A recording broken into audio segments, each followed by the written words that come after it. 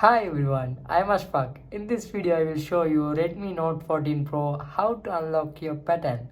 If you forgot your PIN number, don't worry, I will explain step by step. I will explain how to remove your PIN lock. Power off your device and press the volume up and power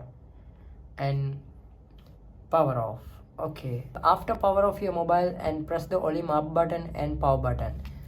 And wait 1 second, I will press up and power. Okay, mi logo is coming, and release the power key and hold volume up key. Okay, volume up button only, and wait 1 second, recovery mode is coming. Oh my goodness.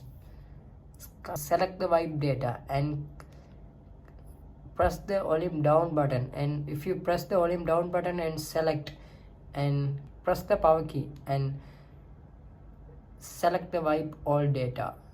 Okay, and again press the power key. Tell you one more thing, if you try this method your data is always delete, photos and videos always delete. Be carefully. And okay, this asking confirm wipe all data.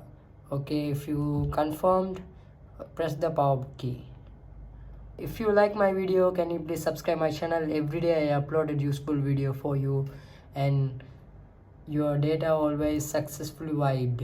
Okay, press the power key and reboot system now. Okay, done.